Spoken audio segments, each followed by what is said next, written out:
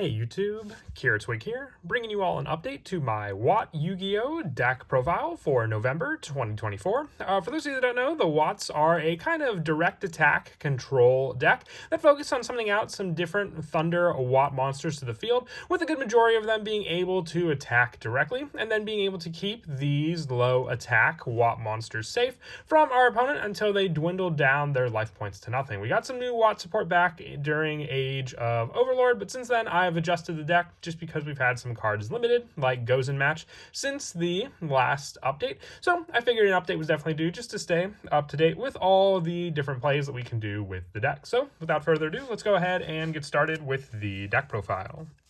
So we'll go ahead and start off with the main deck monsters.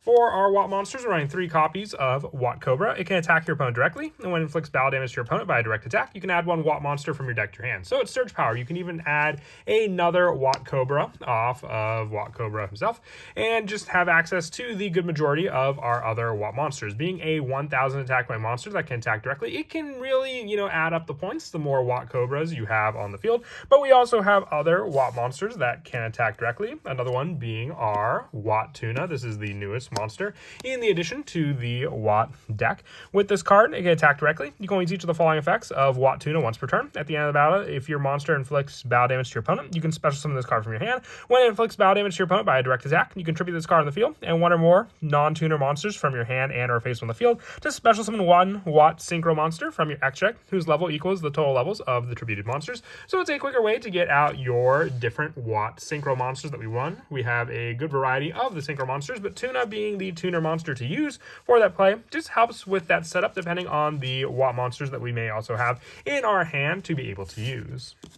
And for the last of the 3 copies of Watt Giraffe. It can attack your opponent directly when it inflicts battle damage to your opponent by a direct attack. Your opponent can activate spell, traps, or spell or trap effects, or monster effects until the end phase of this turn. So more of a less restriction option for you to be able to then get around your opponent's effects after you attack directly with Watt Giraffe. So you want to have Watt Giraffe be the first attack in that battle phase, because then you can use your other plays, like your Watt Tuna, without your opponent interfering for any of those cards. And then they won't be able to activate anything until the end phase of that turn also. For some of the lower numbers for the Watt monsters, 2 copies of Watt Lemur. I like this card because it is a level 2. Watt Chimera is a level 6 synchro monster, so we need that level 2 to be able to use with Watt Tuna. If this card in our possession is destroyed by your opponent's card effect, either by battle or card effect, your opponent cannot conduct their next battle phase. So more of another restriction on getting your opponent to attack into your Watt monsters. But the big play also is it being a level 2 for us to be able to use from our hand with Watt Tuna, with the other one-ofs for our Watt monsters being 1 Watt Dragonfly, giving you a special summon option of a Watt monster from the deck when this card is destroyed by your opponent's card, either battle or card effect. 1 Watt Pheasant for its banish capabilities of being able to banish an opponent's monster when it attacks directly. And lastly, the 1 Watt Mole. The attack twice into a defense destruction play is good with this card, but it's also in here for a level 3 option for us to be able to make Watt Hydra from the X-Ray. Being a level 7 Watt monster, we need the level 4 tuner and then the level 3 non-tuner Watt Mole to be able to make it.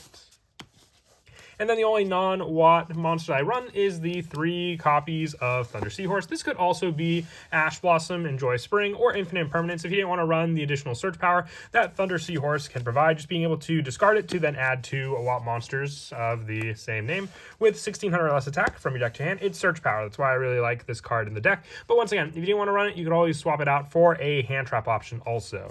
For the spells, we're running 3 copies of Watt Train.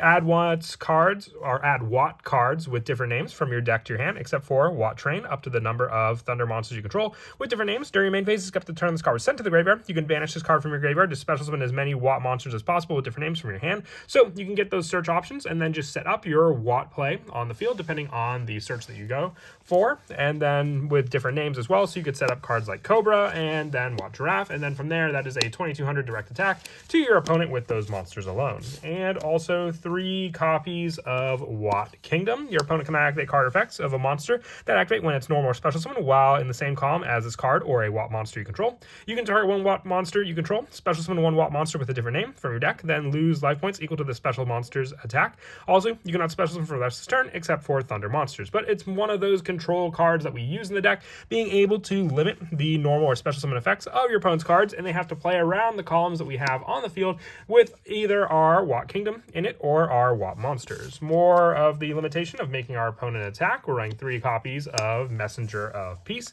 Monsters with 1500 or more attack cannot declare an attack, and during each standby phase with this card, you pay 100 life points or destroy this card. So it's really not big of a cost, but it can definitely shut down a good amount of attacks because your opponent has to get around the Messenger of Peace, and if they try and get rid of one, you may have a second one ready to go afterwards. We're also running 2 copies of Pot of Desires just for the additional draw power.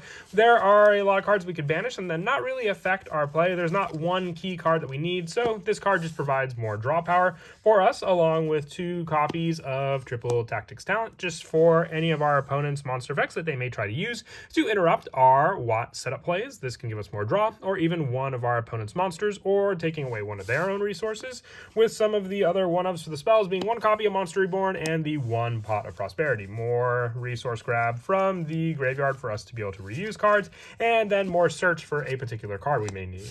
For the traps, running 2 copies of Wat Cancel. A counter trap when your opponent would normal or special summon a monster, discard 1 Wat monster to negate the summon and destroy it. So you don't even have to have one on the field. You can even just set up your Wat Cancel and then have that monster in your hand, activating this, giving you a graveyard setup of that Wat monster for you even potentially to be able to special summon it back to the field, with our other traps being the 1 copy of Goes in Match and the 1 copy of Rivalry of Warlords. We mostly make Thunder monsters and light attribute monsters, so this can really restrict our opponent as well, depending on the play. And also the 2 copies of Storming Mirror Force and the 2 copies of Call the Haunted. Your opponent will be playing around with avoiding your columns with some of their cards, so they may miss the bounce back power of this trap, and also just more special summon resource for us to be able to grab another Wat monster that can attack our opponent directly. For the extra deck, I have the 1 copy of Wat Chimera, the level 6 monster. If you want to run an additional copy, you can always drop down the copy of Wat Hydras that we run.